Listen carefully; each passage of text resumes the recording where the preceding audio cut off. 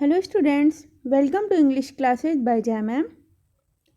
Today I will teach you syntax, that is also called correct and incorrect. It is part 5th. Syntax, correct and incorrect preposition. In this video today I will teach you about the preposition कि preposition के जो changes syntax में होते हैं उसके बारे में मैं आपको आज इस वीडियो में बताऊंगी. See the rule number 1. In is used for big cities and countries, while at is used for small towns and villages. इसमें क्या बताया गया कि इन प्रीपोजिशन का यूज़ बड़े शहरों और देशों के लिए होता है, जबकि एट का प्रयोग छोटे कस्बों और गांवों के लिए किया जाता है. For example, he is in Europe. अब इसमें देखिए यूरोप क्या है, ये एक कंट्री है, तो इसके लिए यहाँ पर इन प्रीपोजिशन का यूज़ हुआ है. ओके, ये इनका यूज़ हुआ. नेक्स्ट, ही लिव्स एट खैर इन Aligarh.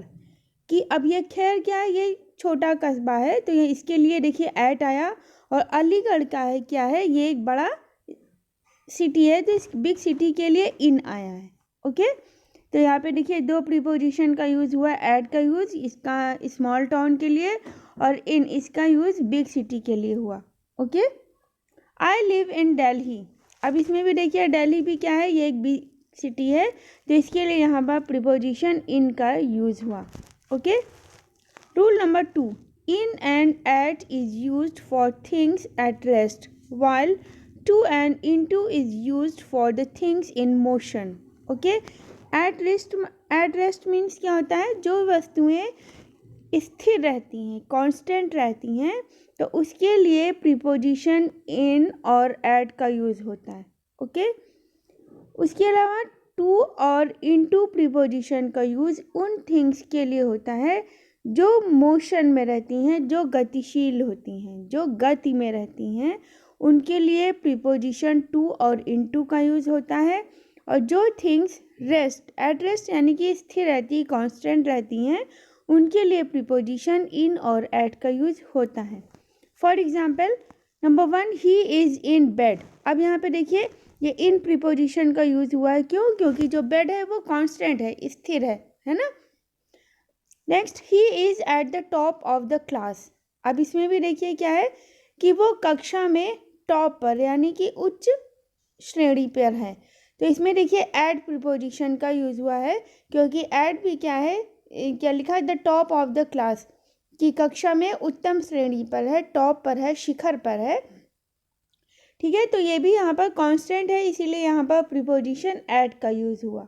Okay, next, he ran to school. अब यहाँ पर देखिए कि वो स्कूल को गया. अब यहाँ पे चूंकि ये देखिए टू का यूज़ हुआ, यहाँ पर किस लिए हुआ है, क्योंकि यहाँ पर जो दिखाया जा रहा है सेंटेंस में वो क्या है, मोशन में है. Okay, next, he jumped into the river. अब इसमें देखिए इनटू का भी यूज़ किसके लिए हुआ है, यहाँ पर मोशन में हुआ, कि ही जम्प्ड इनटू द रिवर, कि वो नदी के अंदर कूदा. तो यहाँ पे देखिए ये जो रैन है, ये वर्ड है ना, ये क्या है, मोशन में दिखाई दे रहा. जम्प्ड भी मोशन में दिखाई दे रहा, इसीलिए यहाँ पर इनटू का यूज़ किया गया. ओके, और ऊपर क्या है, ये देखिए तभी यहाँ पर टू का यूज़ किया गया. ठीक है, इसको एक बार मैं फिर बता देती हूँ कि प्रीपोजिशन इन का यूज़ होता है जो बिग सिटी होते हैं और कंट्री होते हैं, उनके लिए इन प्रीपोजिशन का यूज़ होता.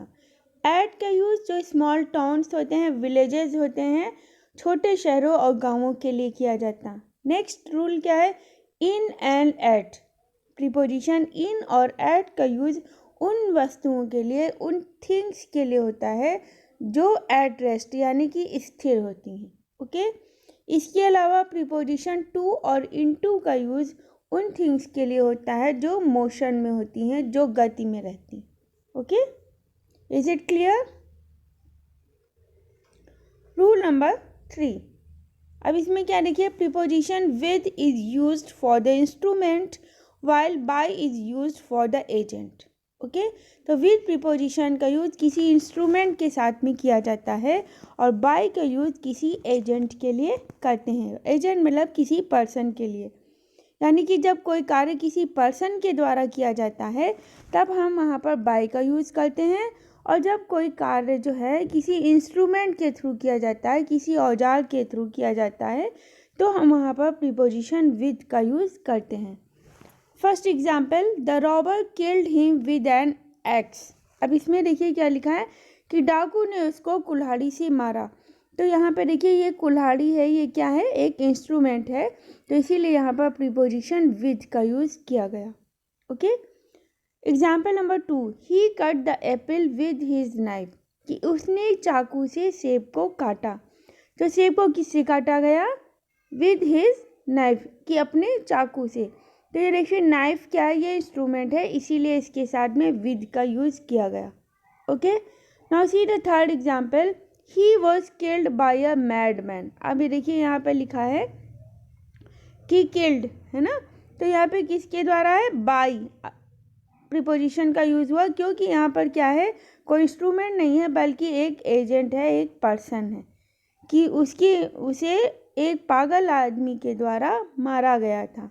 ओके। तो यहाँ पर प्रीपोजिशन बाय का यूज़ किया गया। Number 4, the Apple was cut by the cook. अब इसमें देखिए कि एप्पल को जो कट किया गया है तो वो किसके द्वारा किया गया, किसी एजेंट या पर्सन के थ्रू। तो पर्सन यहाँ पे क्या है, कुक है, तो इसीलिए यहाँ पर बाय प्रीपोजिशन का यूज़ किया गया। ओके। तो कहने का मतलब ये है कि विद प्रीपोजिशन का यूज़ किसी भी इंस्ट्रूमेंट के लिए किया जाता है और बाय प्रीपोजिशन का यूज़ किसी भी एजेंट या पर्सन के लिए किया जाता है। Okay. Now see the rule number 4. Between is used for the two persons or things, while among is used for more than two persons and things. कि between जो preposition है उसका यूज़ two persons के लिए किया जाता है। Okay. और जो among preposition है उसका यूज़ दो से ज़्यादा व्यक्तियों या वस्तुओं के लिए किया जाता है। For example, divide these mangoes between Ram and Shyam. अब यहाँ पे देखिए टू पर्सन्स है, राम एंड श्याम, ठीक है, राम एंड श्याम, तो यहाँ पे बिटवीन का यूज़ कर दिया। Next, divide these mangoes among Ram Shyam and Sita. अब यहाँ पे देखिए टू से ज़्यादा पर्सन है, राम श्याम एंड सीता, तो यहाँ पे प्रीपोजिशन अमंग का यूज़ हुआ। ओके। यानी कि टू पर्सन के लिए बिटवीन और टू से ज़्यादा के लिए अमंग का यूज़ किया जाता है। फिर यहाँ पे एक नोट मैंने लिखा है, amongst is used for many persons and things. जब बहुत सारे लोग हों या बहुत सारी चीज़ें हों, उनका डिस्ट्रीब्यूशन हो, तो हम वहाँ पर अमंगेस्ट का यूज़ करते हैं। Example, the fruits were divided amongst 20 girls, कि फलों को 20 लड़कियों में बांट दिया गया था। ओके। तो अब यहाँ पे देखिए बहुत सारे पर्सन्स हैं, 20 गर्ल्स हैं, तो यहाँ पर अमंगेस्ट का यूज़ किया गया। Okay. See the rule number 5, beside means by the side of. By the side of मतलब पास में, while besides means in addition to, यानी कि इसके अलावा। ओके। तो दोनों की स्पेलिंग सेम है, बस इसमें एस का फ़र्क है, इसमें एस लग जाता है आगे। Okay. See the example number 1, come and sit beside me. अब देखिए यहाँ पे क्या है, ये पहले वाला बिसाइड आया है ना, तो इसका मतलब क्या हुआ, पास में, आओ और मेरे पास बैठो। Number 2, besides a car he has a scooter, कि उसके पास कार के अलावा एक स्कूटर भी है। तो देखिए यहाँ पे बिसाइड्स है जिसमें एस लगा है, तो इसका मतलब क्या हुआ, इन एडिशन टू, इसके अलावा, कि कार के अलावा उसके पास एक स्कूटर भी है। Rule number 6, till is used for the time while two is used for the place.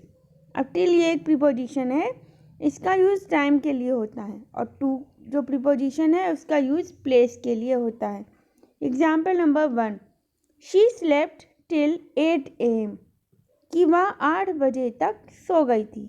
अब यहाँ देखिए टाइम के लिए है ना, टाइम यहाँ पे 8 AM लिखा है, तो इसीलिए यहाँ पर प्रीपोजिशन टिल का यूज़ किया गया। Next, he walked to the end of the street. अब यहाँ पे देखिए टाइम नहीं है बल्कि एक क्या है कि प्लेस को दिखाया गया है, कि वह गली के अंत तक चली गई, क्या चला गया। He walk to the end of the street, कि वह गली के अंत तक चला गया या गली के आखिर तक चला गया था। ठीक है, तो अब यहाँ पे प्लेस को दिखाया जा रहा है, इसीलिए यहाँ पर प्रीपोजिशन टू का यूज़ किया गया। Okay okay students, thanks for watching. Like, share and subscribe my channel.